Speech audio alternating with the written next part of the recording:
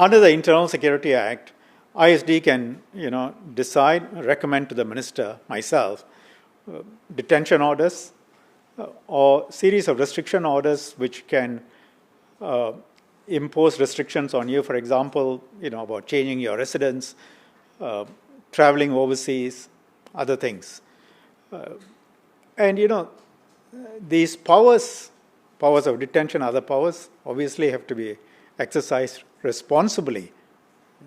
And that means that you need to look at the cases individually and calibrate the orders imposed in a way that deals with your assessment of the threat.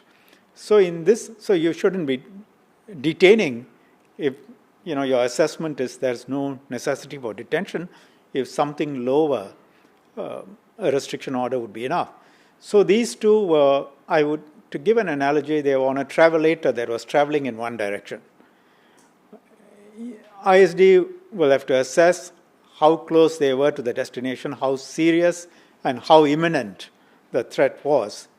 And their assessment was the restriction orders imposed were enough to get them to get off the travelator for the time being. What were the orders that imposed? Broadly, they cannot travel overseas.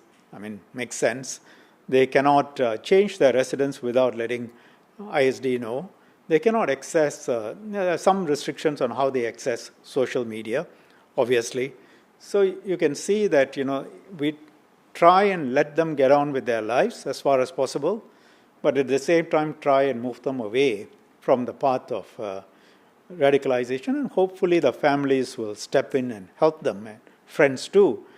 But we have had cases in the past where ISD would take a limited step, restriction order, and then after a while it doesn't work and the person goes back to his activities and becomes more of a threat, and further orders have been issued.